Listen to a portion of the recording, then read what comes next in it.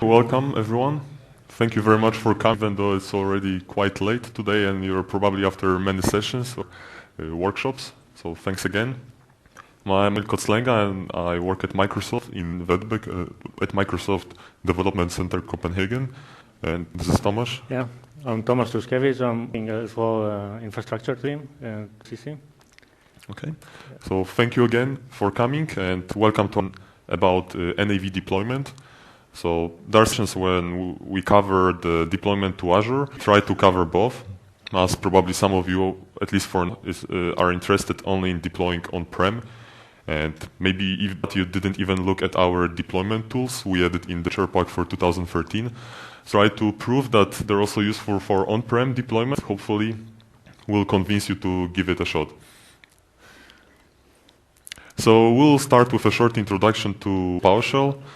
We could see during the workshops and in general, while talking to people that some of you did before or didn't visit before. And we think that it's quite important to spend 5-10 minutes to give you just a short overview about what the PowerShell is about, how it's structured in terms of the commands, modules, providers, etc. It will make it easier for you to understand the content presentation, so please bear with us for those 10 minutes. If you already know PowerShell, let's get everyone up to speed. So we'll start with this short description of Windows PowerShell. Then we'll present briefly our toolset. Tomorrow there will be, I think, the presentation also covering this extent. Still, we'll try to present the tools. As I said, probably some of you didn't see before, so it's also important. And afterwards, we'll try to show you how to integrate those tools with existing .NET applications. As you know, at least that's my impression when I tell someone at the PowerShell, that person understands that more or less like a new command prompt. And that's it. But basically, we want to also show you how you can take our tools, our scripts, our scripted commandlets, or advanced functions, the official name, and how to integrate it with your existing tools, or at least to give you a little show of capabilities related to this. Afterwards, we'll also show you how to use our tools together with other Microsoft products, the whole Microsoft stack related to server solutions. And afterwards, we'll tell you a few words about our projects. So me and Tomasz worked on two projects related to deploying quite big number of Azure VMs with NAV, quite rapid deployment, let's say 1,000 VMs per day, that kind of volume. So we have a few tips and tricks and we want to share our experience with you. So that will be the last part of our presentation, after which we'll come with Q&A. So Windows PowerShell, guys, I mean, when you look at that and when you look at something which has been introduced years ago, you probably don't see a difference. So I'll try to explain you the main benefits of using Windows PowerShell. I'll also try to explain what are the basic components like module, like commandlet, like provider. So later on when we explain how our tooling, which by the way is based on all, is constructed and how it works, it will make it much easier for you to understand. So Windows PowerShell can really work on strings.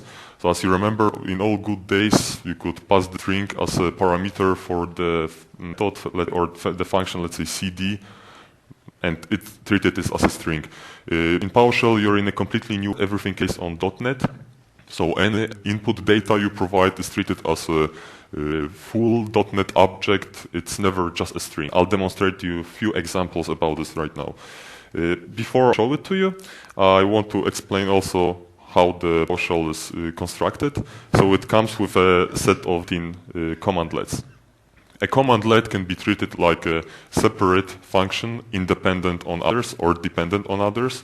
And for instance, CD from old good CMD times is called right now get-location and provided under the alias CD, so it's easier for you to use it. So a single command you execute is called commandlet in a new Windows PowerShell.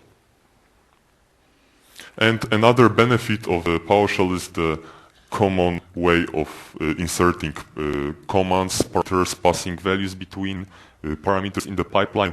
If you created some command prompt tool, it was up to you to define how you put the entry data. You probably used something like /path or -path, and it might didn't work.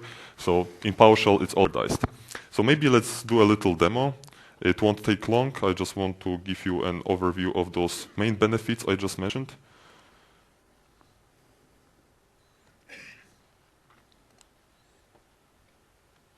So I'll quit the presentation. Okay, guys. So PowerShell, this is the actual. Yes, sorry. Actually, something's. No.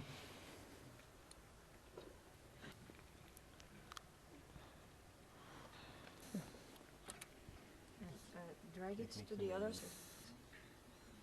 No, that's not to make click it. No, nothing.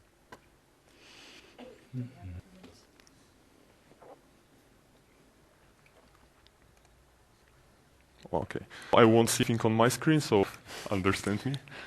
I'll hit the phone. Connection between PowerShell and .NET, and a few other things. Start with the PowerShell and .NET. Well, I'm sure after this presentation, all of you will think about how can I move all my .NET applications to Windows PowerShell right now. So let's give you a small tip and trick about this. So if you want to use existing .NET, quite a nice relation between Windows PowerShell.NET, you can actually embed the C# code into your script, and then it will be available for you on the runtime. So here you can see a simple code. Do you think it does it? It exposes the publication which accepts the name, and the only thing it will do, it will format it so it looks like a greeting. Hello, Kamil, Tomasz, and it will to you on the screen. So in the source code, afterwards I add it to the current runtime. I specify it's a C#. You can also use JavaScript or Visual. Then I create of that type, so you can clearly see this is .NET, and then I invoke the function. So if I execute, I see it completed successfully. So this is the first demo, and let's get back to the presentation. And actually, how those commands are built, are they grouped, tooling? Well, commandlet is the small function developed in C#. It can be also scripted as function. It's a normal script which, after loaded into the PowerShell environment, is treated as a normal commandlet. So it behaves the same way. So you can choose either one way or the other way of adding new functionality. If you don't change the or you want to IP and keep it as a library, let's say the dynamic library, Visual Studio, and you will call the .NET. However, if you want to make people change your script, at least so see what happens step after step, use the scripted command. I'll present it to you the difference between them. So let's hopefully successfully this. So this is, of course, one way of making like half PowerShell scripted. Definitely the good way to go. Alternative, introduce exactly the same functionality in pure PowerShell. We'll be creating a function, call it scripted commandlet from now on, moving forward. So as you can see, it's exactly the same. It accepts some parameter. The right returns the object to the pipe. So if I load it, I can module. It becomes available momentarily as well. Send, greet. As you can see, the same behavior. Different ways. It is also then stored in two different ways. If you create a commandlet as a scripted function with all his friends at the same time, and that's where modules come. So in our case, in this set, I could just parse it immediately, or I could load it through the module. So this is an example with PN extension, and it contains all that it should import. So the moment you go to your PowerShell and you execute import module, and you will specify the full path to that file, it will load all the files within. And that's actually also using tools. A big part of the tools are functions, so as to separate functionality, and we also rate the command in terms of on which side they're executed. Whether they're executed on your machine or they're sent to the VM during the process, but we'll reach that description. So to summarize, scripted commandlet and implementation, all text files, different text to maintain, really easy to change the moment you start your tools, and if you see that those tools are scripts, you can modify them and rerun the scripts. It's quite nice. And another type one, and as for the scripted commandlets, you have another txt file with extension ps module. For the DLL will contain multiple commandlets. I'm sorry. So if the PowerShell will load the DLL, it will look for all the public classes which inherits from the command class from the PowerShell SDK, and it will load all those commandlets within your environment. So this other means the commandlets if they're in a managed form. I hope I gave you a little brief on the Windows PowerShell, and I hope it's more clear how the whole thing works. Yes, please go ahead. I think the question.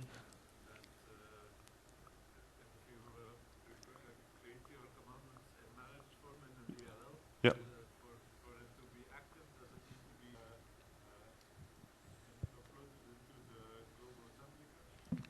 Okay, so the question is whether I need to use GAG to make my commandlet globally accessible through import module.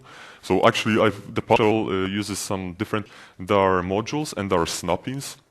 So you can install your commandlet asset of the snap. What it does, it creates additional entries in Windows registry, the full paths pointing to your DLL. It has nothing GAG.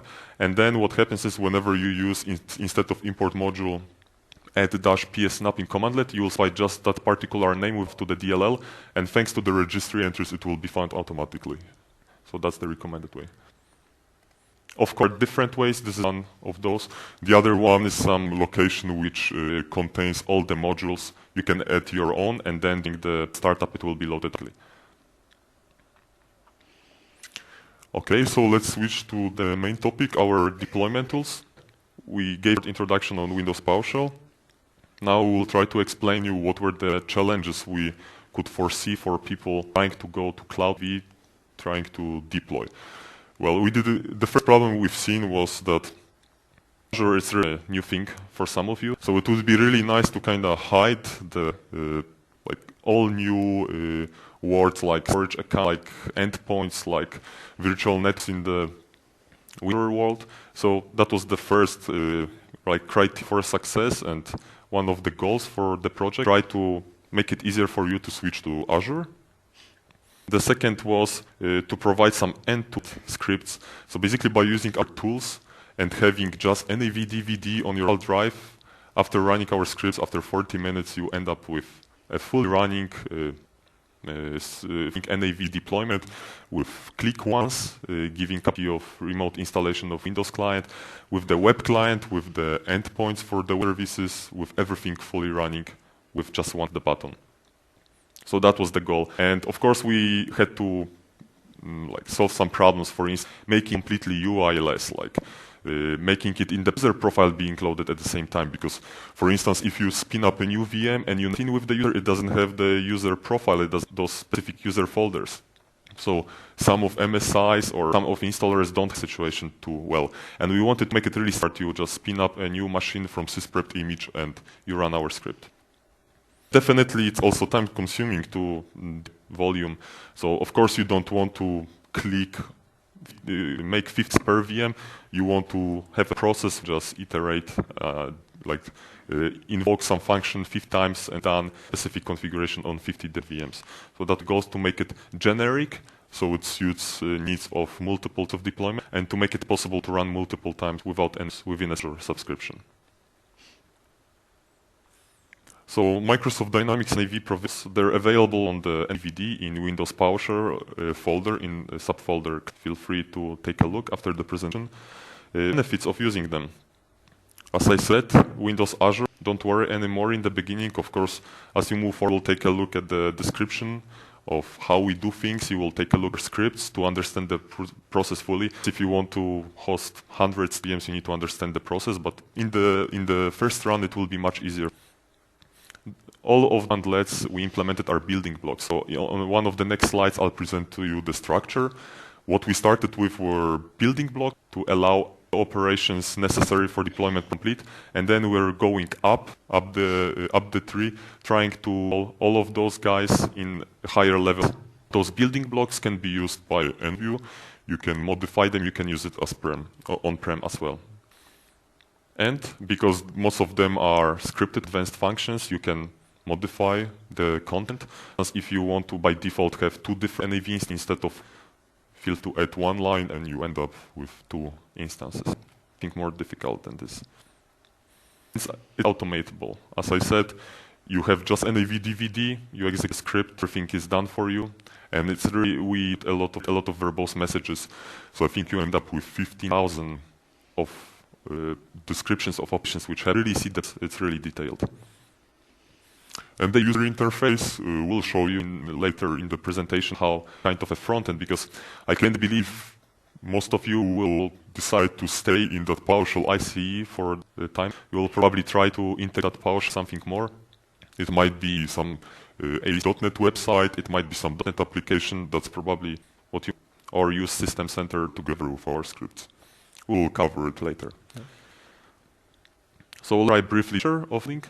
So everything starts from the top element. So at the top you can see one VM example scripts are not commandlets. So I can present it to you actually. There's nothing better than showing how it actually looks. So let's try to open it.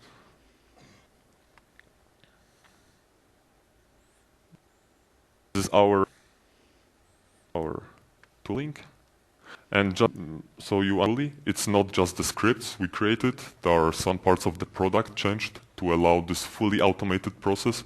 So even though in that folder you will see a set of scripts, there are changes in setup, there are new commandlets introduced in product, there are several changes which made it actually possible. Now let's take a look at the scripts. So this is example 1 VM. This is the script which, if you click the button over there, entering appropriate value into the file, you will get a single, which means you will have SQL Server, NAV server, and the whole pack on 1 VM, which will be suitable for demo purposes. Definitely not something you might consider a huge deployment. For instance, if you have some license for SQL, you might want to have a single SQL server and hosting a database on that.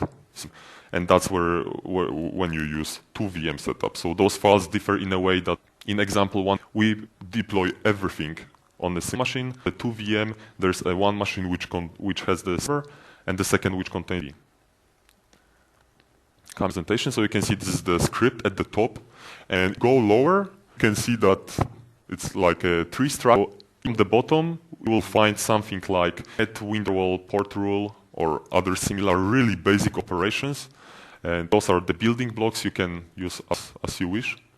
Then above you will see also commandlets, and those commandlets will use the functionality of those smaller pieces. And it will go all the way up to the example file. So the idea to create really small pieces at the bottom, which would grow together with each other, quite a nice functionality.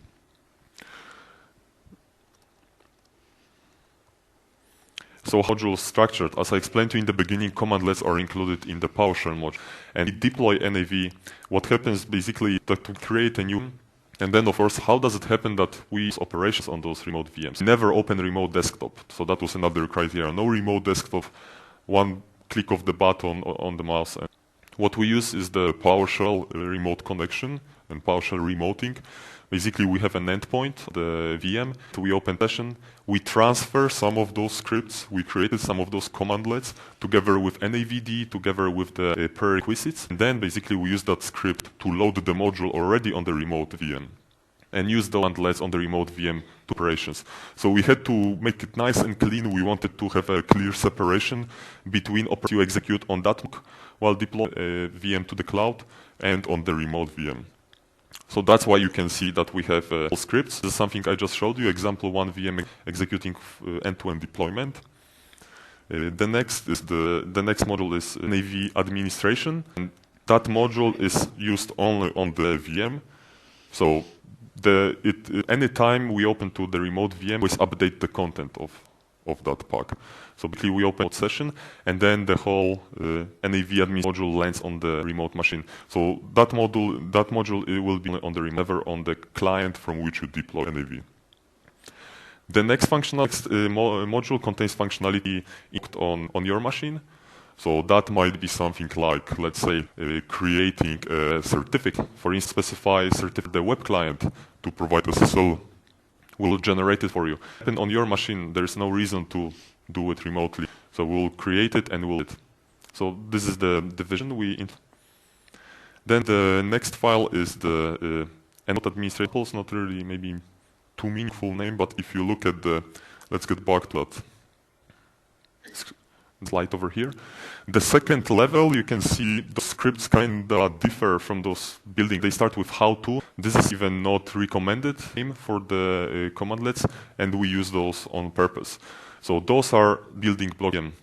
And there you can see by their names that the first one is create Azure VM, the next one is upload files to VM, the one is NAV, and the last one is add new. So those are like components which are executed on your machine, but like building really like the highest level blocks in the script. And as you saw in example file, I'll get back for a second. Only those scripts executed. So we create the Azure VM, and then later on we files. Later on we pair the certificate. We install. So those are like, if you look at our scripts and you look at the link, you start from those. It gives you a nice overview. You go deeper and understand process fully thanks to this. Let me switch back. Forward. And the last one, the last citizen in already, those are our management commandlets, set server instance and other commandlets used while administrating NAV installations.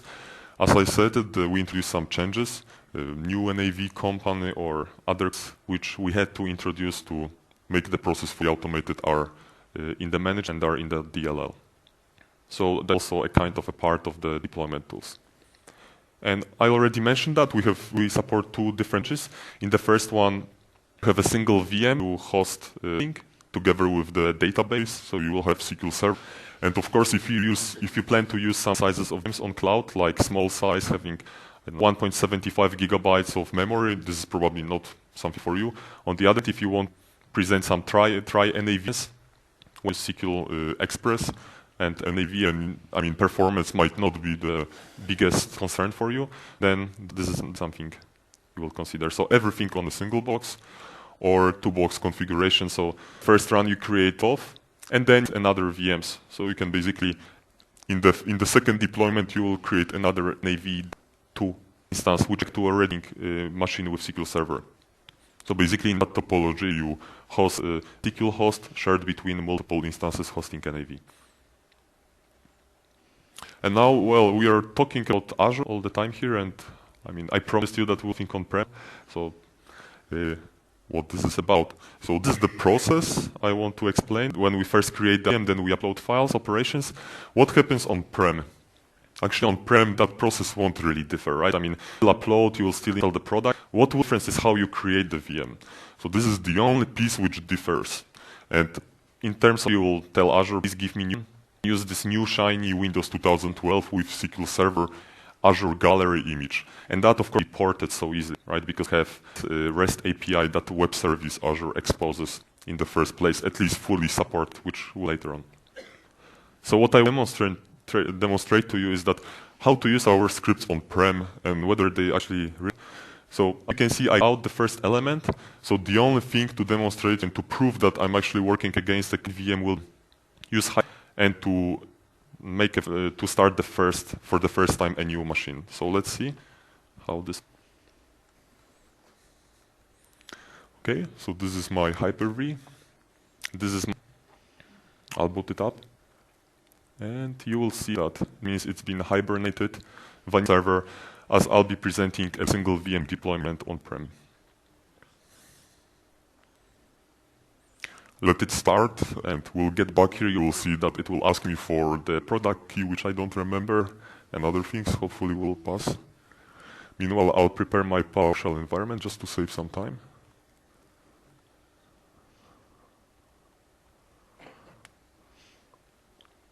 Okay, guys. What we have over here, getting ready. I said, right, in the release DVD, so let's take a look at it. Prove that I really didn't reach much, if anything.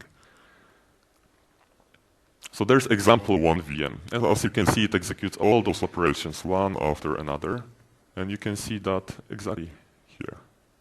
Oops, sorry. Right, so I'm up the files. There's missing how to create Azure VM, and that's because I'll start to prove my point that I'm installing certificate, NAV, I'm adding an instance. Certifications, they're pointing to exactly the same files as you would use on Azure. The only difference is there's no how to create Azure VM. Yes, but there are a few things here. Why do I need them? Is what I copy-pasted here is the content of the setting file. So if you deploy in Azure, we separate from the main. So you have a separate file which contains all those settings which are commented out in the by default, but let's uncomment them so we see that this is exactly the same. So of course we don't have Azure subscription, so that setting won't be copied, but things like domain name, admin username, you will find them here. It's just for simplicity to show you every smaller amount. So let's get back to our VM. You can see it's a clean VM. It asks me for the product key. Let's skip it. Accept the license terms. Let's use really complex password. Test.1234. It's his favorite password. Yes. Okay, it's finalizing, and I'm not logging in. Right, so this is a fresh start. Use System Center. Probably you will provide those product key way.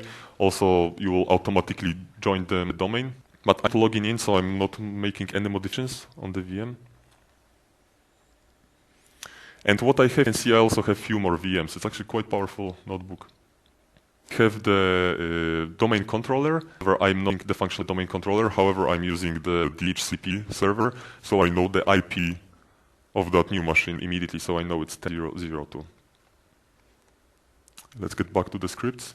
I already set it up as the validity. I think for that MAC address I set up to 8 days just to ensure it doesn't change. And of course the port is as usual, my plus settings.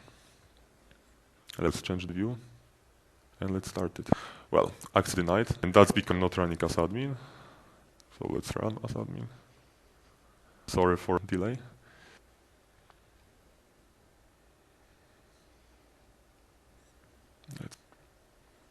You can see I'll be using the DVD, and let's load management DLL. I have the NAV installed on that, and it's exactly the same file. Give it a shot. As you can see now, it's transferring some of the scripts to the, and I hope it's okay with you that I'll get back to that machine. What I would like to log in. So actually you can see more and more items popping up on the hard drive in the task. It's run against on-prem. So there is no us, however. So let's get here. And just to really prove that it works, we'll just kick. It takes around half an hour. So during the, we'll try to access the click one. But before we finish this demo, I'd like to show you that we have remote folder. When the NAV DVD is being transferred on the wire through PowerShell session, no network shares, no RDP, no problem. Communication with the VM is protected using the SSL. So it's all safe. And as I mentioned, NAV administration containing only the modules executed on the VM side. So let's keep it as it is. Let's continue the transferring files, installing NAV, all the operations necessary for the deployment. I hope I'll prove with my colleague that actually makes those scriptable with on-prem. I mean, imagine deploy 100 of and where you can just call hours with different configurations. That's quite powerful. We'll get back, as I said, once in a while to check the progress. And with deployments, I bet you're also interested in Prem, but of Azure, to check those 2 videos. I believe they're on YouTube, publicly available. Please take a look if you're interested. So let's sum it up. So we sell instance deployment and multiple instance deployment to meet all your needs. However, you can also install NAV on one machine. You can change the config file. So, for instance, you have a web client, a different server. Of course, that would require more changes. but it's doable. You have all the building blocks, so you can play with all the pieces. Okay, let's switch to the next part of the presentation. Well, will I, my whole life, only see the PowerShell ICE if I'll go with what those guys are saying? There are assumptions. So you can keep using the ICE, load the script, press F5, see the progress. It's perfectly fine. However, if you have other tools and you want to integrate it in some meaning, you will probably try to understand whether it's possible to integrate it with .NET applications or other Microsoft products. So the first options, PowerShell, ICE, executing the script manually. Tomasz, if you could tell something about the system center. You can leverage System Center for virtual machine management as well as Orchestrator, where you can create a runbook. Basically, you can create a runbook that will have a logic workflow set up for deploying. So basically, executing PowerShell scripts. Yeah, and that is something you might find useful because in case of error, the script must be, if you rate those how-to pieces and will make some workflow if something happened, do some cleanup rerun, that might be something you merge. It starts event logging and everything. Yes. Yep. And then there is something which we will try to show you if there will be time. If not, we'll mention it briefly right now. So probably you don't want to have deployment engine machine as you have, let's say, the front-end website. Of course, you want to have some deployment. And what is actually, and this is the SPF and the System Center team is using, you can expose the Power functionality as the web service. I can take those scripts and I can expose them as OData. And then on another host, I can use the OData and introduce functionality in the front end. And it, as I use in another products, we won't have time to present to you like end-to-end how we had that ready, but probably no time. How to use our scripts. If there will be time, we'll at least show you how the System Center configuration looks like. And you will see that behind services which are exposed for the front ends for System Center, there is scripted commandlet, advanced functions beneath the scenes. I will have time to show it to you. And the last but not the .NET, what you can do, you PowerShell SDK. So if you have existing application, you can use that SDK to run a particular commandlet or script. Well, it wouldn't look too without some demo. So what we would like to present how in 10-15 minutes, simple ASP.NET website in which you will be able to put some settings in and there one click to some front end. And of course, the demo is not intended to show you how the deployment portal or to PowerPoint that you can actually call PowerShell from within .NET.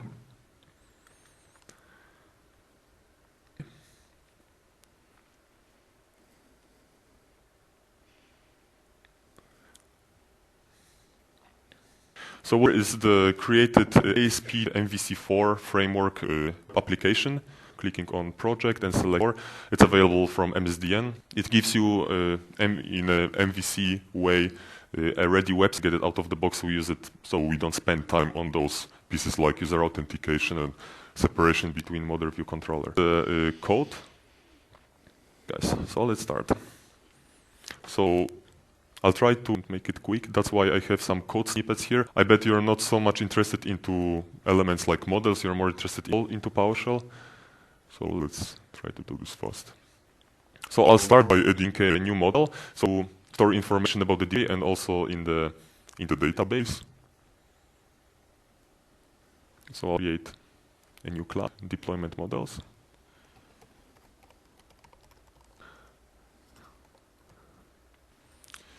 And then I have a few items here.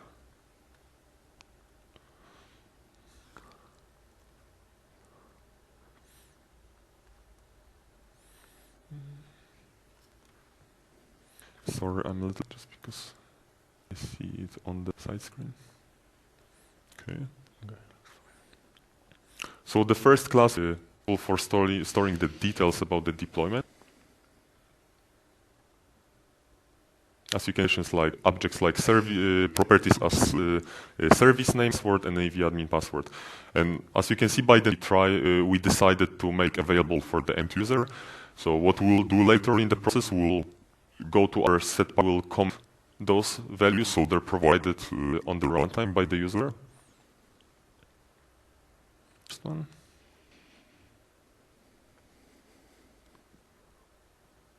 Okay, we'll resolve those later, binaries. Then the next one is the class representing the. And as I said, the only thing we'll use in here will name admin toward NA. And the last one. Sorry, that's the first one.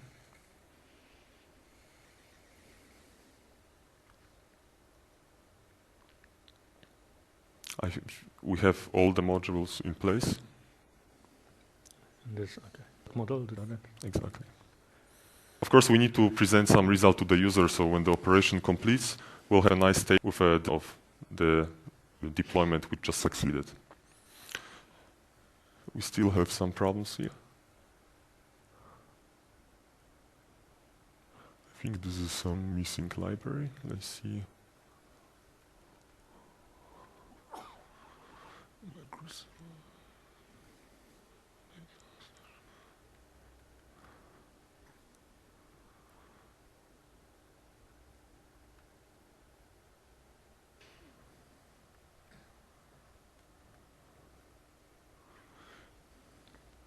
I might have, so just started, let's try to create a new one. It will actually prove that the project is untouched, create some internet application.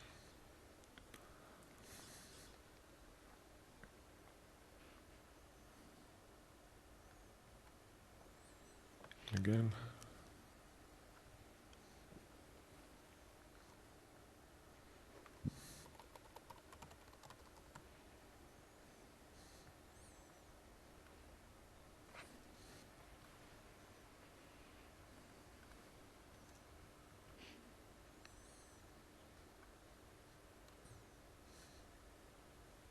Perfect. Oops. Okay. I'll unload as we use it together with this one. Actually, that's the one I just using. So that's application number. So far, so good. As you can see, we need 3 types of information stored on time.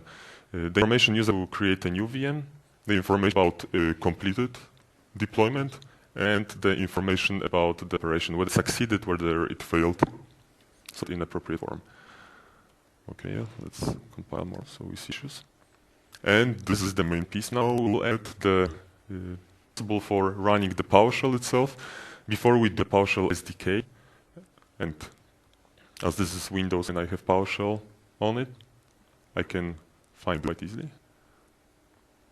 Won't optimize the references, just to be on the safe side. Let's introduce a new folder. PowerShell. And let's do class with our deployer. Let's call it NAV Azure deployer. So that class will be responsible for calling for invocation of the deployment. And this is really simplistic example. We hand kind of errors, but there is no customization available. You can modify the number of settings you change to prove the point that you can actually use it to PowerShell. Yeah, ideally this deployer should be like on the service side, so connects with using Windows WCSys service. And yes. Yes, so of course you don't want on the same process to have the front end, you don't even probably want it on the same box. Management could be one of the ways. Simple WCF service implementation would be another one. Here, just for demo purpose, much fast presented as this configuration. So already see those models being used. We have some references to the CE. Sorry. So let's resolve that. And some IO probably. Yep. Let's try to compile. This is the main, try to explain you what here. It's actually straightforward. Please let me know if you have any questions. What we do here, of course, create an object which will store the result of the deployment. We create a pipe. So something I forgot to mention, when you think of how PowerShell execute the commands, what you can do, you can invoke one command one command line, and what it will do, it will return a .NET object. In a normal, let's say this scripting language, you would, let's say there's an array of, and then on each string you would treat it as a file path and you want to remove files. What you would do normally for loop and you would iterate through the objects. However, in PowerShell you have a pipeline. So let's say you have a command which returns you an array representing the file paths. You can directly with a symbol of piping. I might show it to you. That's always better. We see the deployment, it still continues. Better, don't stop it. Let's go to some other place. For instance, one. Telling you about is you can get item. Let's see it. Well, let's maybe clean the screen first.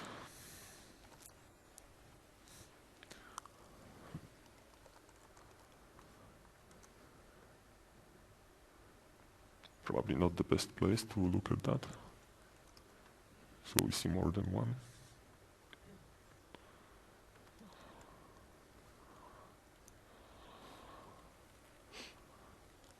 Okay. And if it had multiple items, you would iterate through it through the for loop. In here, you can pull off piping to the next commandlet in the pipeline to, for instance, display to the user.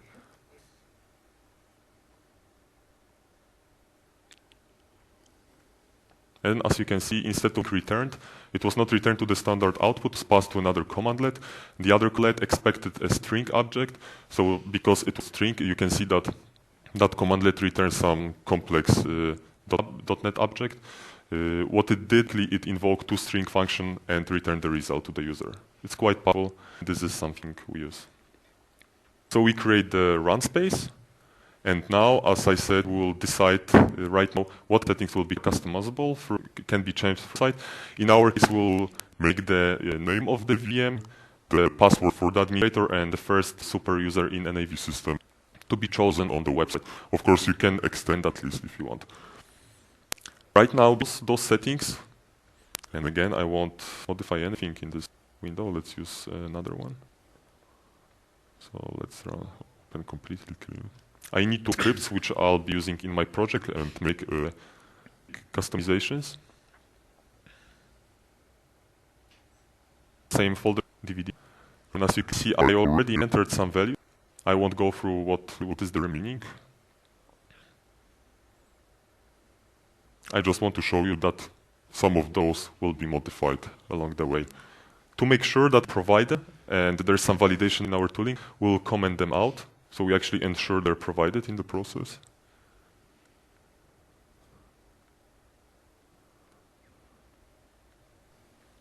And then maybe it will be much faster if I for password. We comment it out. Password. I think we're good. So let's get back. So what happens right now is that we'll be loading example one VM file. And along the process, the set as well, so values for those particular settings will be missing. Why we need to define them, so before the file, we'll be specifying it.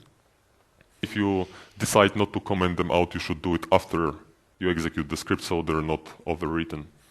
In case we comment out, so safe to do it here. We create line I to you gently, and we load the file.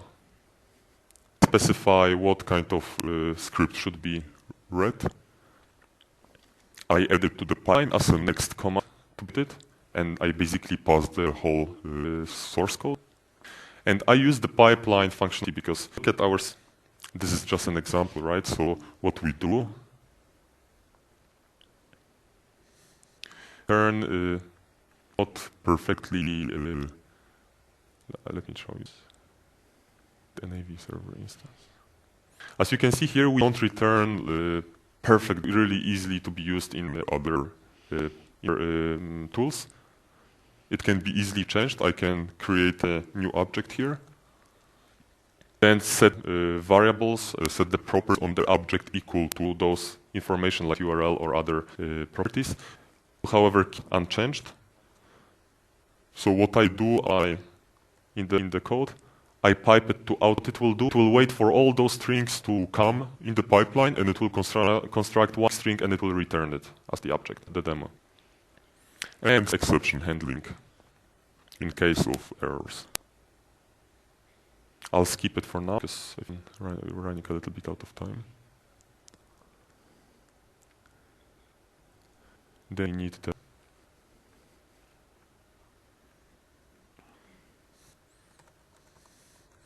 and contributing. We'll be using the deployer class I just created to deploy new VMs.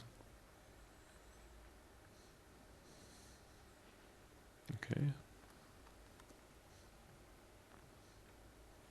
Oops. Put some attributes on class to ensure that the user must he's using our functionality. Then we will ensure that the database link the users will also be it if it were. The first controller will be used. Just a second, please, let me resolve this reference. That method will display existing deployment. And as you can see, there's a problem is that I still haven't updated my database.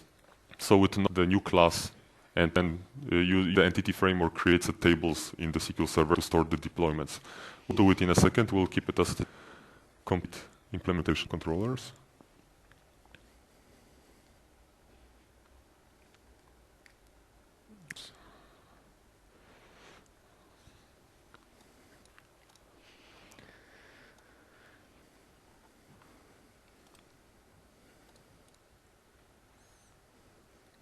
The next controller method for calling our deployer. So the moment on the web click create, after providing all the details stored in the request, it will deployer. It will pass by the user together with the unique ID. So actually we know later on what kind of deployments to do each of the users. So you don't friends deployments. Then there will be another control which will be used just to display the view. Syntax error. Yes, you're right. Thank you.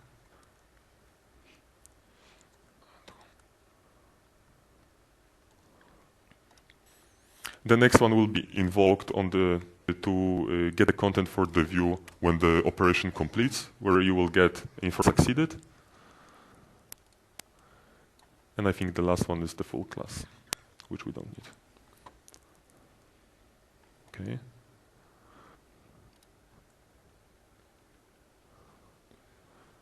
Let's call the content. See, now it would be good to fix the problem with the database. Start saving the content.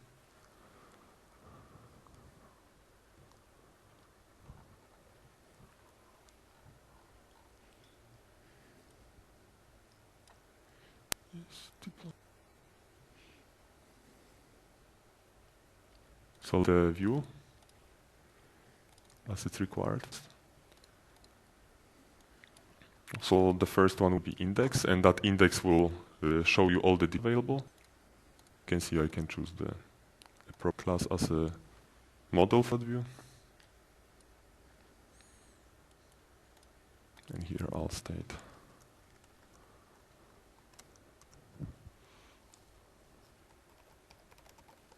available deployments. Nothing more content. And of course I need to create it in an appropriate folder. So the MVC framework will with the routing. So let's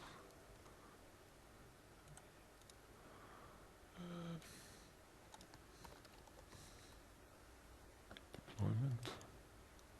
First one, of course, we need more. We need the one for a new VM.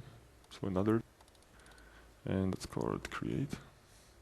And of course, it will accept the request from the user. So deploy request model has scaffold form of create template. Those Windows background, this is the process of deployment in it. Okay. Create. Now we tell the user that the operation completed or did. So we'll have another read it, and because it's a result, we'll use the model for the result. Do we need something more? We need one more thing here.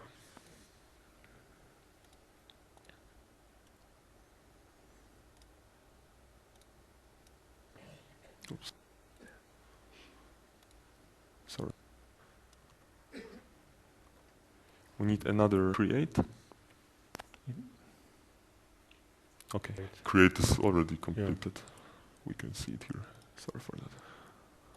Okay, so let's compile it. No, if they add extend data user context Yes. with items.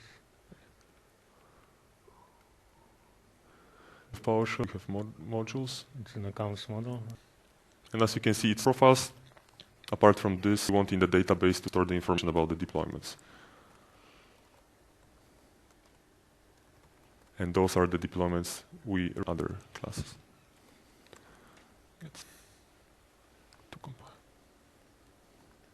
Okay, succeeded.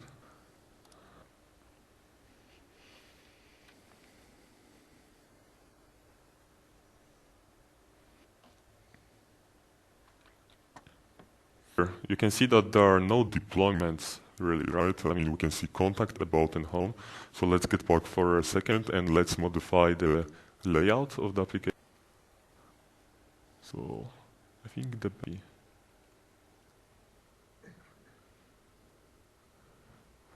no, view start is not. Let me check. It was layout. Shared layout. Let's find the menu. Let's add the appropriate item.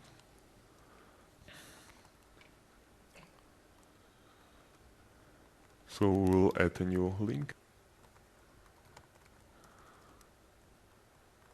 And index the action, which means that by default deploying existing commandlets, the existing deployments whenever you click. And let's close that one. Let's give it another try.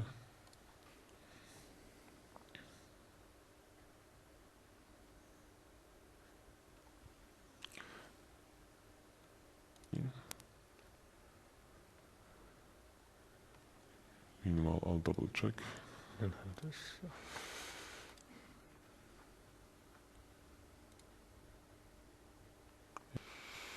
So I need to register. Action for deployment. Let's see.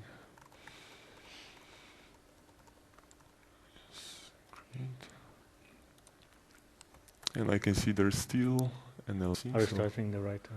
Excuse me? Are you starting the right web application? Let's see. Or maybe cache.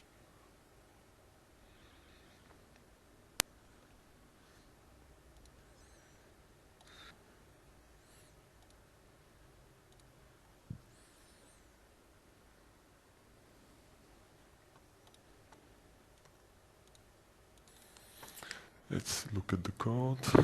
And this is default, huh? Sure. Yeah. Actually, not point. It's perm. Yeah. Okay. I think you are. Which one? Thanks.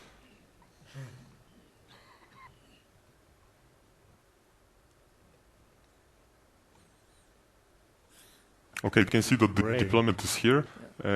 I think we really ran out of time with this exercise. So when you register, actually, let's do quick registration. We won't wait for the process to complete. However, record what happens after minutes.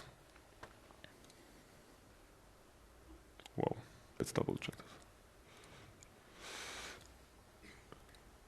this. View. So let me explain you what happened. I created the view here. Deployment and then use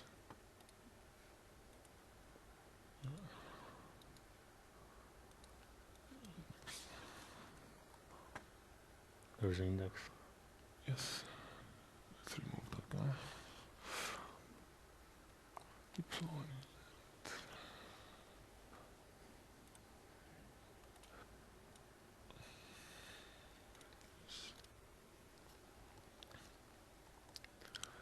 This is ID index.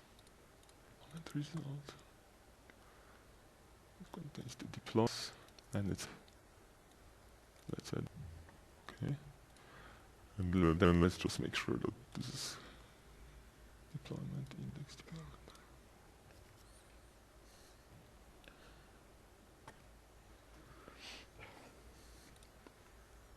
Did you started the right? Is it the default one? Okay.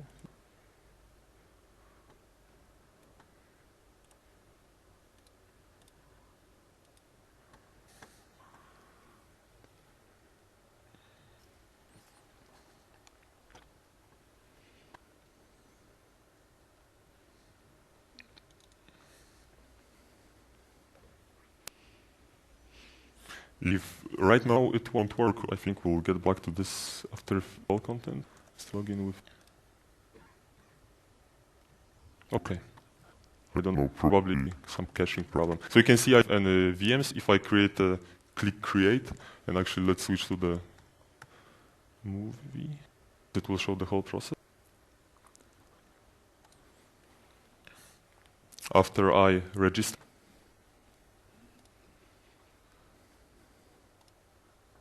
I click on deploy, the list of deploy, then I click on the new one to see all the machines. Schedule a new deployment. Now our tooling is called in the background. And then you have a deployment completed. Of course, it's definitely much better idea to run on a separate thread. In this case, we speed it. Okay. Yeah. So of course you can have a lot of fun building your own portal for deploying clouds, but what about using existing stuff? One of the in case your organization is already using System Center, there is a solution for you that you can leverage. Here's this one.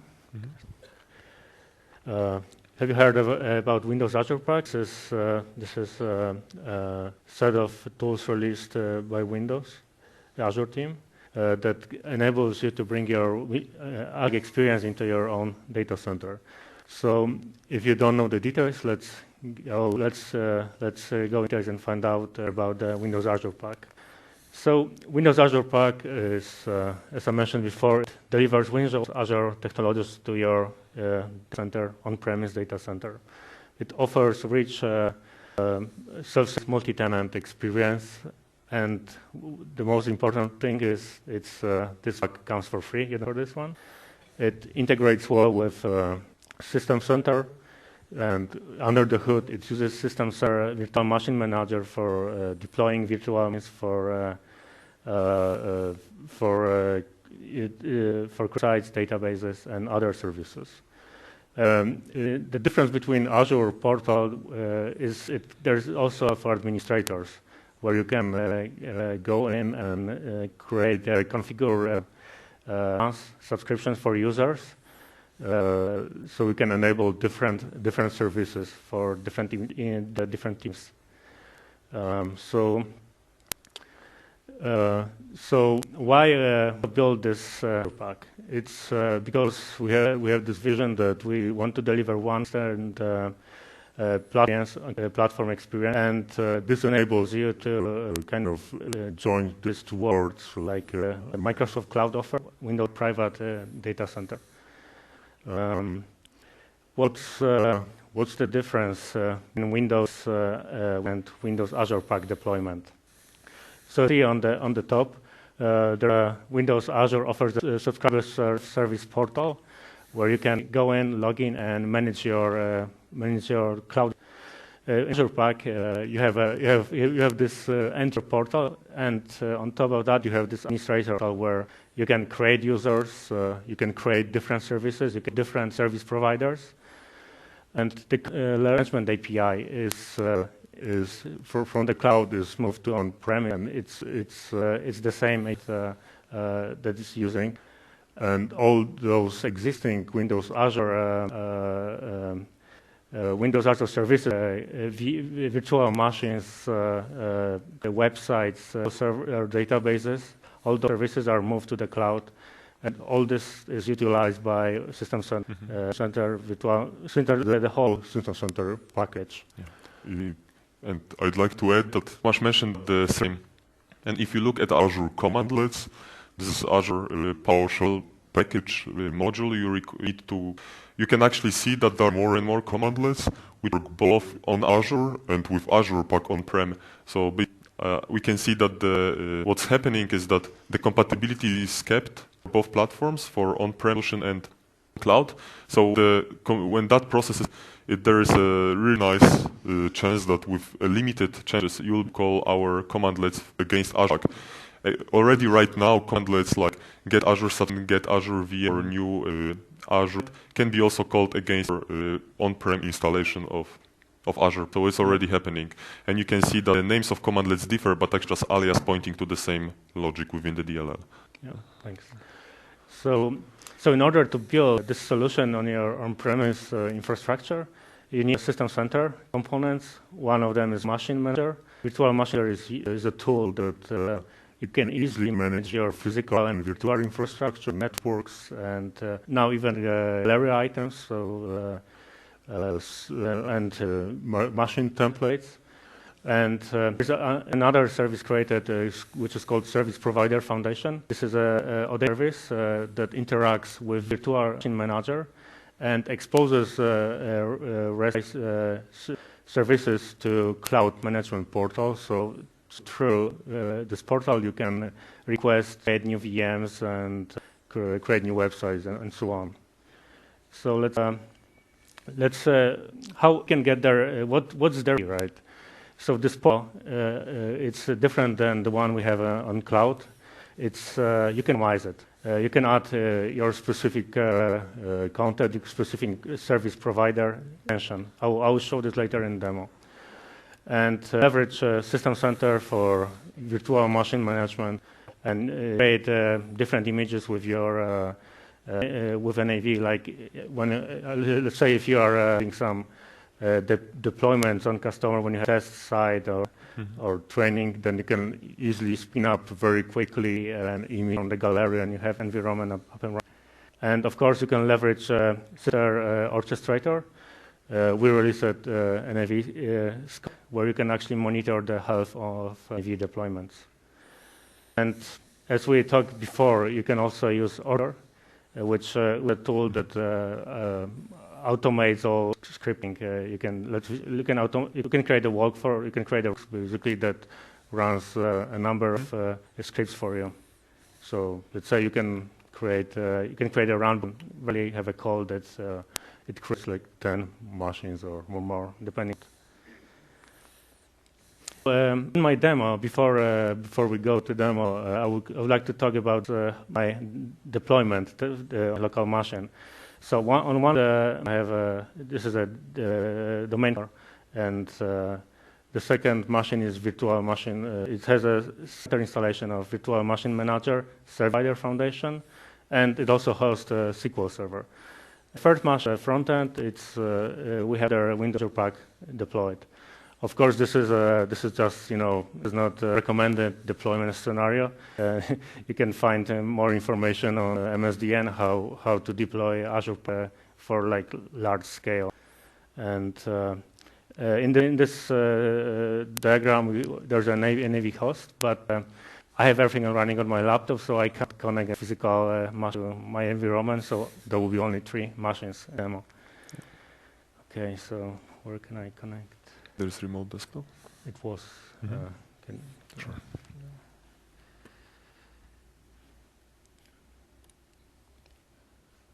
Let's try again. Yes. Yeah, this one. Okay.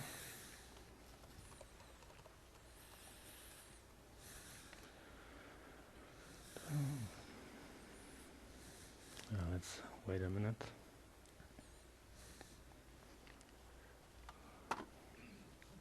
Where's the mouse?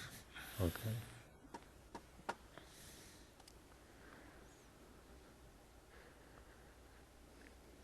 Right now we are connecting our own due to some issues.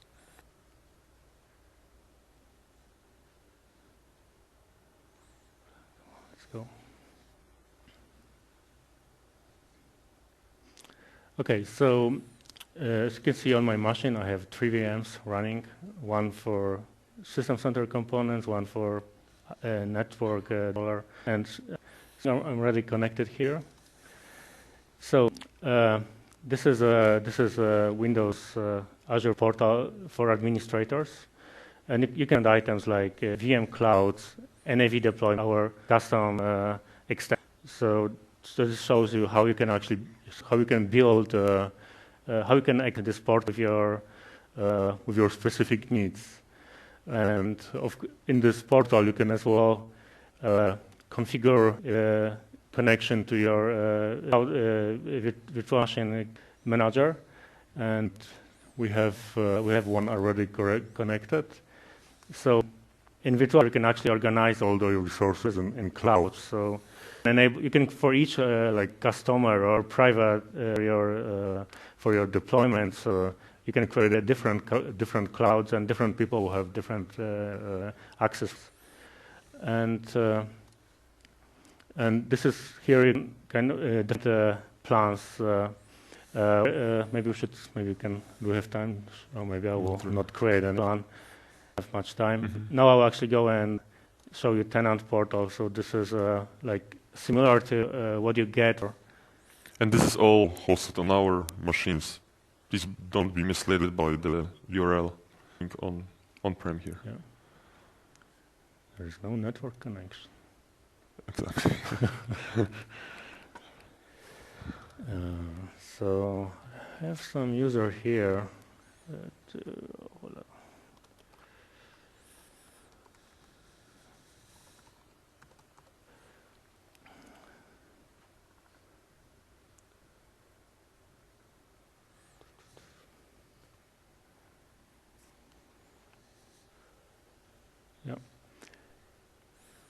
Okay, take some time.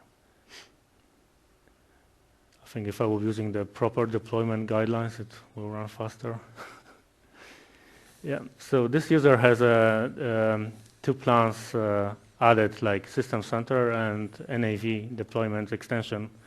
So on this, we mentioned basically there is we can show you here that you have the tenant administrator have a list of all the tenants he can have access to, and there is operation you can perform like or get info or another one.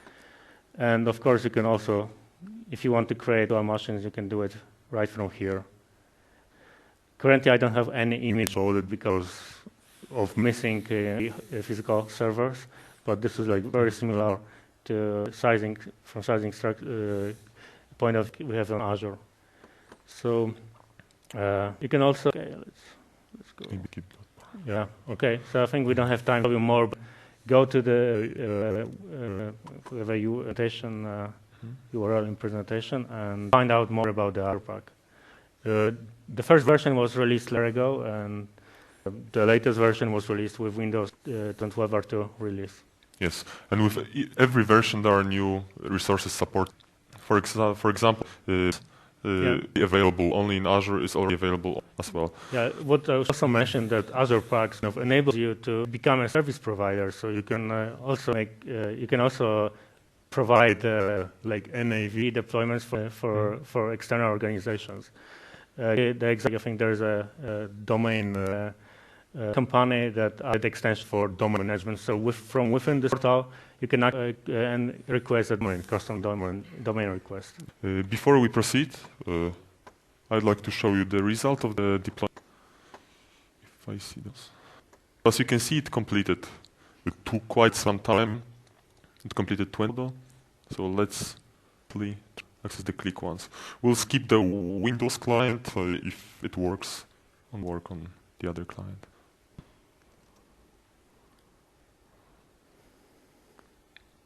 So here's the deployment. It just downloaded the Windows. Actually, what happened right now is that I already had the click ones with exactly the same content, the same files I deployed before this presentation. It already checked that it did the same. It didn't update install. It just opened already existing one. And let's use the credentials.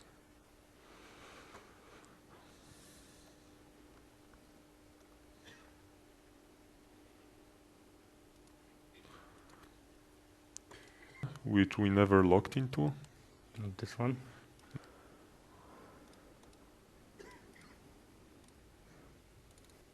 Actually, I'll show you the content. You can also see right now that NAV is also installed with the web client.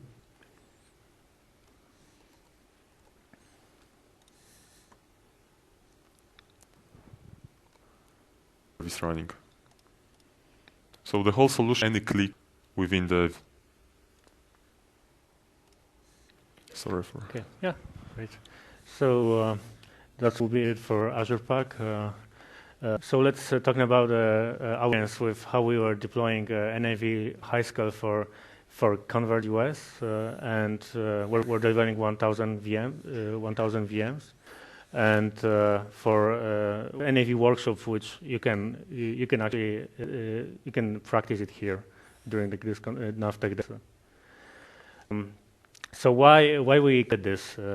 We wanted to get people ready for our coming releases, and we are releasing now even often every year. So we need to provide a great training experience.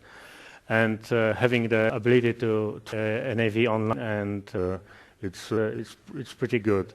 And you can always take this your training home. Basically, in the traditional workshop environment, you just had 1 hour to try stuff out. But now actually you can go. You have all these materials, and you can try it later. So we are keeping VM for 2 weeks, so you can try, show your colleagues. And so this also it reduces infrastructure costs, and there are also some online resources that's made available on YouTube. So to build this server, our target was to create 1,000 VM in a few hours. So this is how we had to design our service for this high deployments. So our service was using the provisioning tools for Dynamics. It needs to be highly available, and deployment has to be parallelized. It has to run in multiple threads, and NAV image has to be optimized so we have a quicker deployments turnarounds. Now we actually optimize our process. So below here, at the bottom, you can see how the duration of each operation, this advanced one, which you have in example 1 script, like create Azure VM, it takes around 12 minutes. And then the next operation is create VHD, upload it to Azure storage, it also takes. And the next operation, like install NAV and then instance. Altogether is like around more than half an hour. And we have to optimize this so it will faster for convergence and workshops. So for convergence, we eliminate one step, which was upload 5 VM. So NAV DVD was already on the image. And then install on VM, commandlet was also optimized, so it leveraged existing data, which was on data. And for workshops, we decided that we are just going to just create Azure VM, and the template it will be the image for creating VM will have everything on it. NAV will be already pre-installed. The image will be prepped. And we have everything pre-installed, including Visual Studio, Office, and configurations, and so on. And actually, by removing steps, we more or less remove the script elements, how to calls. That wasn't really time-consuming. We are basically removing one of the steps, updating the template. Plus all that work we had on heading, which will be on the next. Yep. Okay, so for multi-threading, we had to take into account that each operation on the cloud service on Azure you can only have one thread at the time of creating operation cloud service. Like when you start creating VM, you might end up in a situation when you have some current calls if you want to create a VM on the same, 2 different ones on the same hosting service. And, in case on convergence, for instance, we have to deliver 1,000 VM, but the Azure subscription cloud service limit is can extend it to 100, right? Yes. The default one is 20. So we decided that we'll keep everything in one subscription and have an optimization for this. And then, of course, each operations like select subscription has to be logged and executed by one thread at the time. And creating VHD files can only also can also be run by one thread at a time. Yeah, plus we made some optimizations, like we attached the VHD from storage to the VM, so replicate that image dynamically and attach exact code to multiple VMs at the same time. And as Tomasz mentioned, there were of 100, I think, VMs per 100 cloud services. It doesn't mean you're limited to 100 VMs. You can have more than 20, more than 50. I think there is some high, just a limit of number of existing VMs within the cloud service, just so we are on the same page. So 100 is the limitation of the cloud service, which is a boundary holding multiple machines in this case. So as you can see on the chart for workshop, we can actually deliver like 300 VMs per hour in 4 threads. And so the end result of our for convergence in March, we deliver 1,000 small VMs in less than 24 hours. And workshop at directions, EMEA and US, the number of seats that were actually made available was around 650. And for workshops, we decided that we will create a medium VMs because it was a Visual Studio machine, so it required more resources. So machine needs to be more powerful. And of course, we have more than you see that we can do 300 per hour, and you can see only 180, but we spare once as well if we get more participants of the workshops, etc. This is just the number we keep on. Some of machines are turned off, and we also made some optimizations, like the machines are turned off to decrease size, to decrease the cost. You have to stop it and deallocate. Then when machine is stopped and located, the Windows, you don't have to pair it. Then it doesn't cost. Yes. Yeah, so actually for the run the VM in the beginning of Azure VM feature, whether it was on or off, you were paying for that VM. But now there's capability of allocating the VM, which means the VM is stopped, its state is saved on the storage account, and you of course pay for the storage for transfer, but you don't pay anymore for the run, while we make some optimizations in the system. Yeah. But then you have to be careful when you start a machine again. It might detect some hardware changes because actually machine is being provisioned again, and you might need to like upload license to Office or create because it detects there's a in your environment. Okay, so for the front end, we decided that we create that we will create a website on Azure. And the website actually basically you have seen it, I guess. And I think we don't have any for demo, so I will not go to this website. But you can try. I think there's. I think most of you have seen it, at least those of you who workshops. For the thing, yeah. So, that's the link. So. Thank you very much, and sorry for keeping you longer than we should. You have any questions? Yeah.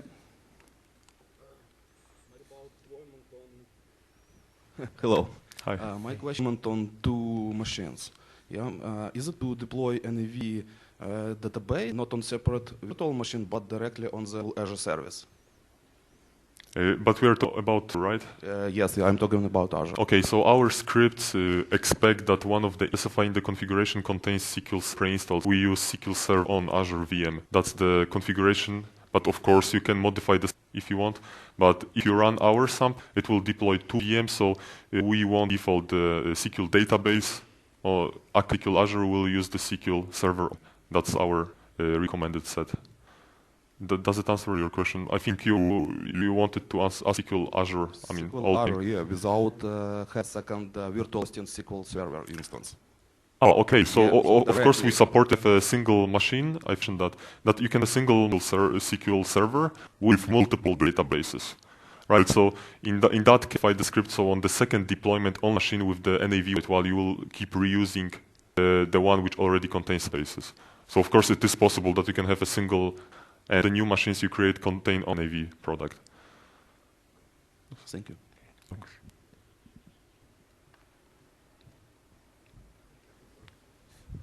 Guys, question for T-shirt. We won't say many more we have. I think they know. I was wondering, is it already possible to use SQL Azure as the server deploying NAV on Windows VM? So SQL Azure does not support Windows. You need to use authentication, and by default in our config file some changes to enable that. That's why we don't use. I'm not sure. It of course depends on the solution you're using, but in all our documentation in our script setup is using the SQL. This is the performance we were testing, and this is what we analyzed. So this is our official recommendation. Is it that future Azure will be the database platform, and then the NAVs will run in App Fabric or something like that? I'm sure we can talk much more about that plans. Sorry for that. They will get a tip. Definitely, if you think of SQL Azure, it's compatible with what we have in platform. So, I mean, my biggest concern would be performance in that case. Because of problem on SQL, I'm sure you're aware of them.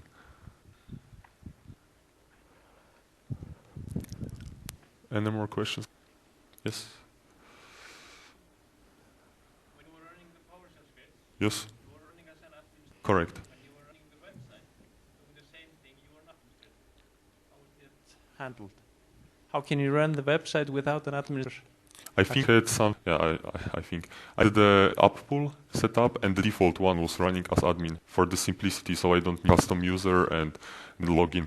Because I was using form application, not Windows authentication. So even though I would run the Visual Studio, I mean that probably wouldn't solve all the problems. My current user also didn't have access to a published settings file, and actually the problem why I was running as administrator in the first. So the problem is the published settings file. In the deployment that we use that file, it contains the private key you need to access your Azure subscription. So the Visual Studio was run, which had access to that file, while I was opening me, if you know what I mean. So as an admin, I anyway held the Visual Studio was running and had permissions to the file. And I mean, I can't other problems. Probably I might introduce myself while running the demo. Of course, running as admin is the best, but I on lower, and then if there are issues, solve them. Yeah. Any more questions? Yeah. Thank you. Hi. Talking about the PowerShell integration.net, so it's quite good that it's possible to also basically through a website. Do you also think it's possible to run scripts from within CAL? So what you've seen, or maybe it was way too fast, I was creating a new object, things like run space, which are normal .NET objects available in PowerShell library. So I don't see the reason it wouldn't. Thanks.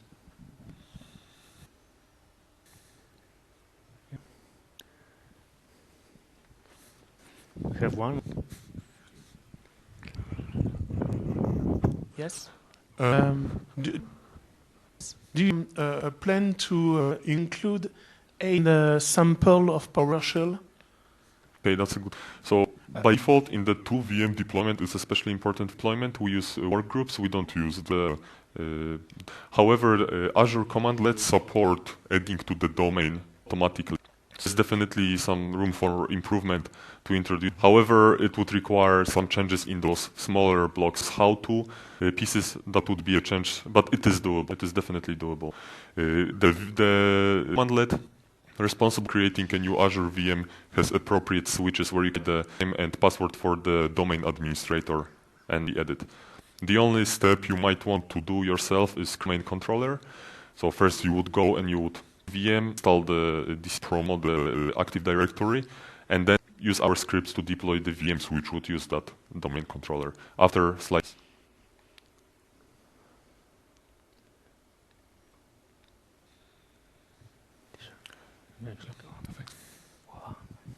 Does 2013 or just 2013 the PowerShell scripts? Scripts and the tooling were added in 2013 feature pack 1. Okay. So you should use starting from that because as I said those are also changes in the product. So 2013 FP1 plus. Okay, can deploy a 2013 NAV instances then. Right, With make feature sure network. you use that build. Okay. Yes. Thanks. You're welcome. Unfortunately, no more t-shirts.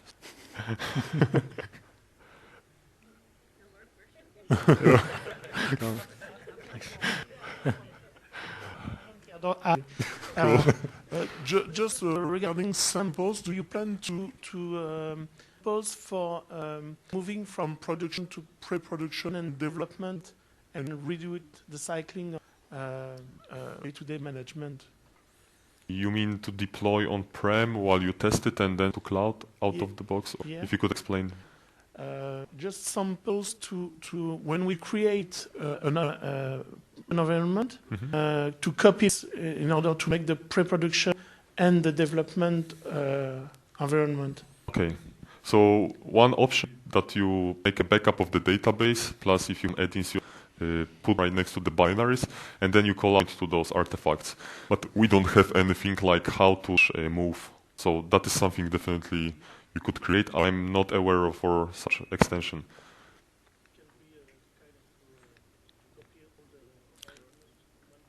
I think quite hard, and the reason for that is that, for instance, we make some additional configurations. You cannot predict what kind of changes you made if you hosted it locally, and let's say you use some custom icon for it and other changes, that would be hard to figure out. But if you build, not non-modified build, or only with some add-ins, of course, database backup and use exactly the same build, same database, and our script would work then.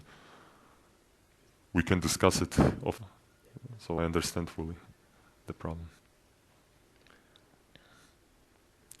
Do we have more question? I think, yeah, that's it. Coming, and sorry for being late and delayed. Thank you very much. Thanks.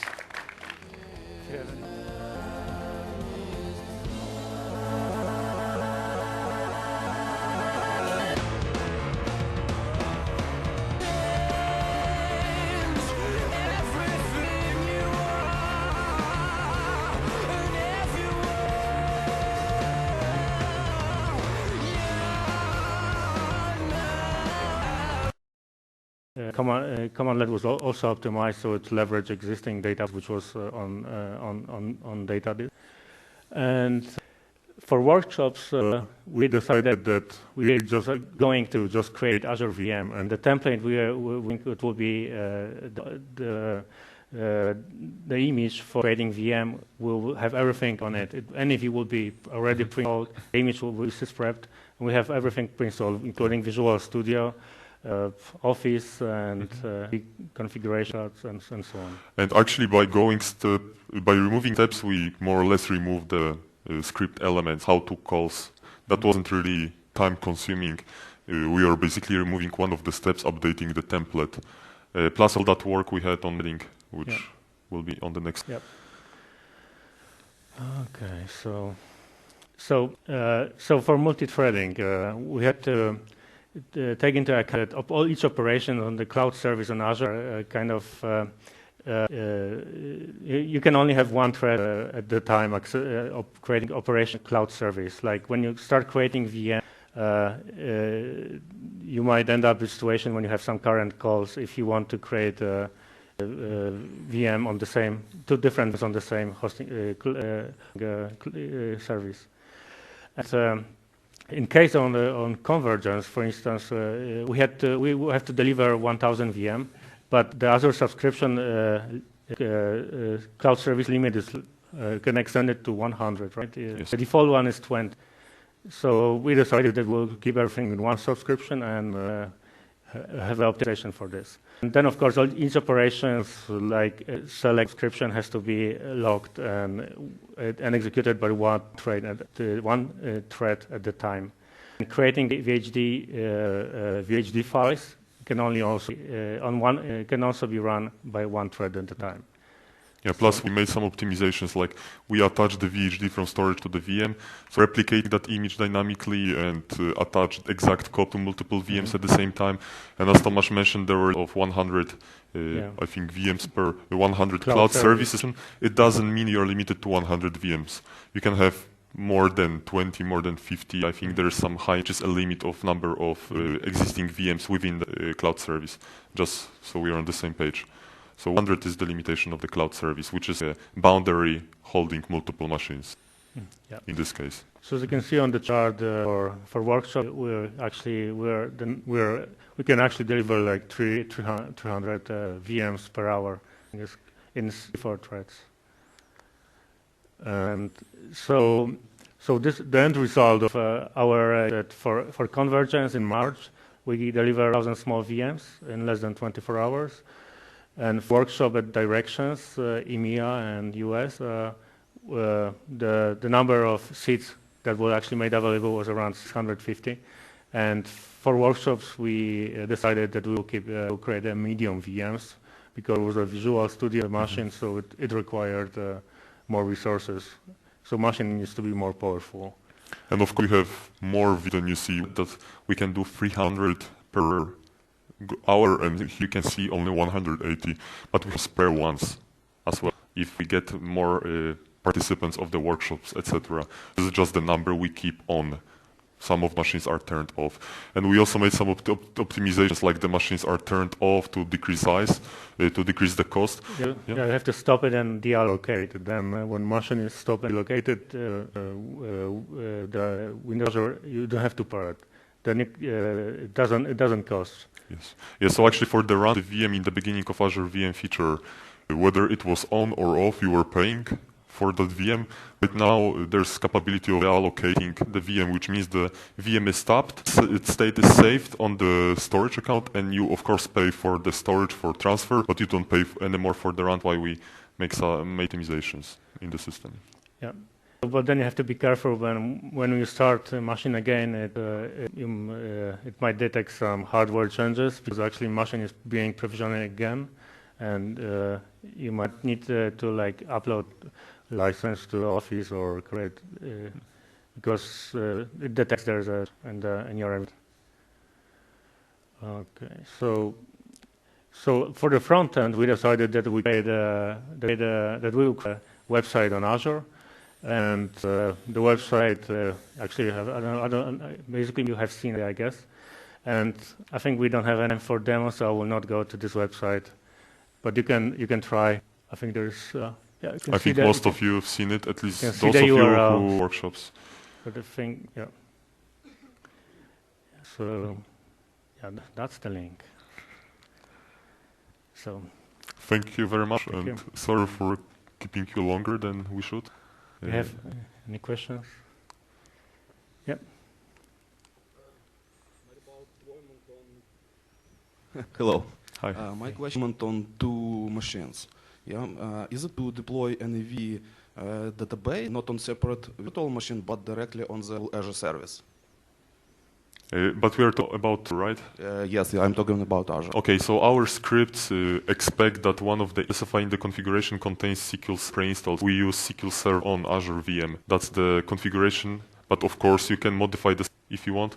But if you run our SAMP, it will deploy 2 VMs. So we won't default the SQL database. Or SQL Azure will use the SQL Server. That's our recommended set. Does it answer your question? I think you wanted to ask SQL Azure. I mean, SQL Azure, yeah, without have second virtual SQL Server instance. Oh, okay. So yeah, of course we support a single machine. I mentioned that you can have a single SQL server with multiple databases, right? So in that case, the script. So on the second deployment on machine with the NAV, while you will keep reusing the one which already contains spaces. So of course it is possible that you can have a single. And the new machines you create contain on NAV product. Thank you. Thanks.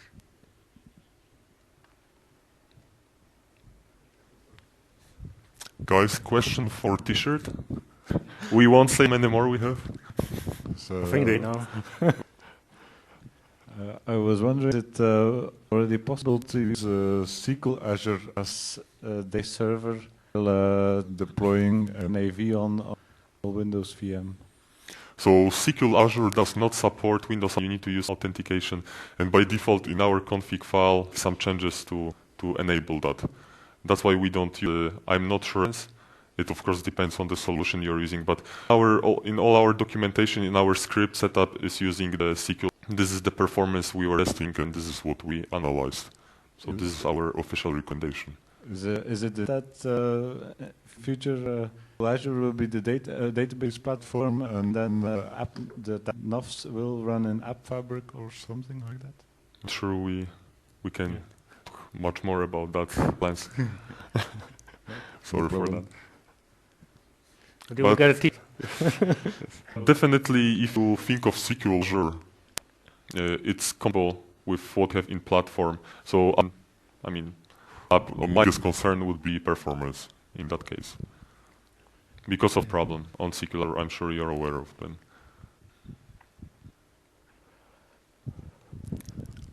Any more questions? Yes. When you were running the PowerShell script, Yes. you were running as an administrator. Correct. When you were running the website, doing the same thing, you were not administrator. How is that handled? How can you run the website without an administrator? I think it's some. Yeah, I think I did the app pool setup, and the default one was running as admin for the simplicity, so I don't need custom user and login, because I was using form application, not Windows authentication. So even though I would run the Visual Studio, I mean that probably wouldn't solve all the problems. My current user also didn't have access to a publish settings file, and actually the problem why I was running as administrator in the first. So the problem is the publish settings file. In the deployment that we use that file, it contains the private key you need to access your Azure subscription. So the Visual Studio was run, which had access to that file, while I was opening me, if you know what I mean. So as an admin, I anyway held the Visual Studio was running and had permissions to the file. And I mean, I can other problems. Probably I might introduce myself while running the demo. Of course, running as admin is the best, but I on lower, and then if there are issues, solve them. Yeah. Any more questions? Yeah. Thank you. Hi.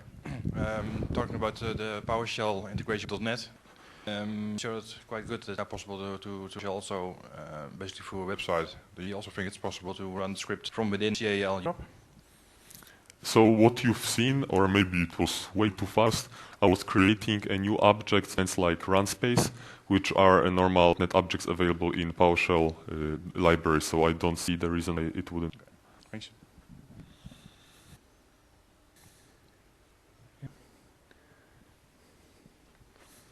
We have one. Yes. Do you plan to include a sample of PowerShell? Okay, that's a good. So by default, in the 2 VM deployment, it's especially important deployment. We use work groups. We don't use the. However, Azure commandlet support adding to the domain automatically. There's definitely some room for improvement to introduce. However, it would require some changes in those smaller blocks. How to pieces, that would be a change, but it is doable. It is definitely doable. The commandlet responsible creating a new Azure VM has appropriate switches where you get the name and password for the domain administrator and the edit. The only step you might want to do yourself is domain controller. So first you would go and you would VM, install this promo, the Active Directory, and then use our scripts to deploy the VMs which would use that domain controller. After slides.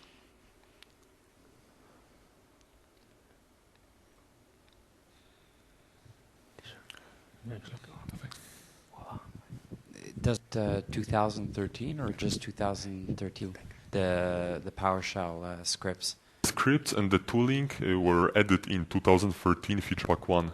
Okay. So you should use starting from that, because I said those are also changes in the product. So 2013 FP1 plus. Okay. Can deploy 2013 NAV instances then. Right. With Make sure you use that build. Okay. Yes. Thanks. You're welcome. Unfortunately, no more t-shirts.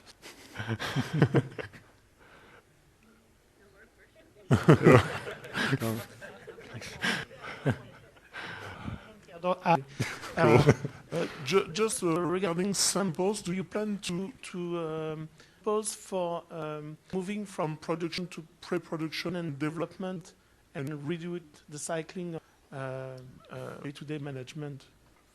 You mean to deploy on-prem while you test it and then to cloud out of the box? Yeah. If you could explain.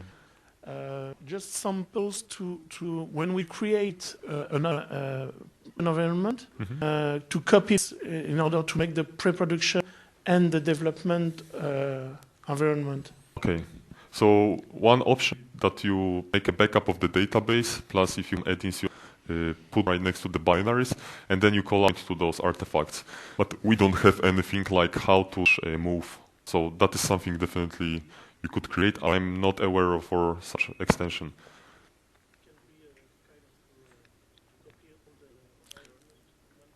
I think quite hard, and the reason for that is that, for instance, we make some additional configurations. You cannot predict what kind of changes you made if you hosted it locally, and let's say you use some custom icon for it and other changes that would be hard to figure out. But if you build, not non-modified build, or only with some add-ins, of course, database backup and use exactly the same build, same database, and our script would work then. We can discuss it often, so I understand fully the problem. Do we have more questions? I think, yeah, that's it. Coming, and sorry for being late and delayed. Thank you very much. Thanks.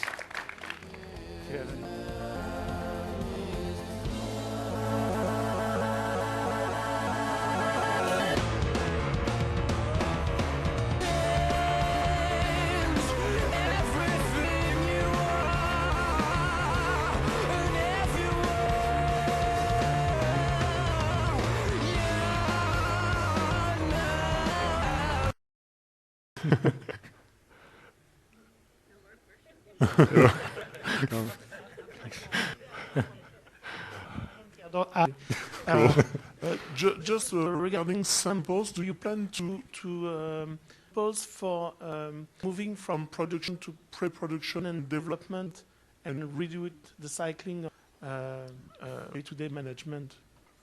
You mean to deploy on-prem while you test it and then to cloud out of the box? Yeah. If you could explain.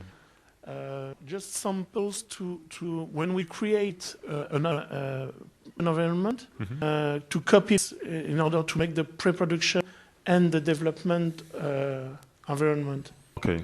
So one option that you make a backup of the database, plus if you add-ins, you put right next to the binaries, and then you call out to those artifacts.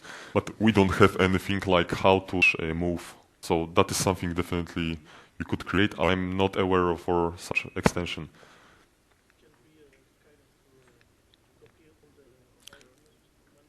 I think quite hard, and the reason for that is that, for instance, we make some additional configurations. You cannot predict what kind of changes you made if you hosted it locally, and let's say you use some custom icon for it and other changes that would be hard to figure out. But if you build, not non-modified build, or only with some add-ins, of course, database backup and use exactly the same build, same database, and our script would work then. We can discuss it often, so I understand fully the problem. Do we have more questions? I think, yeah, that's it. Coming, and sorry for being late and delayed. Thank you very much. Thanks.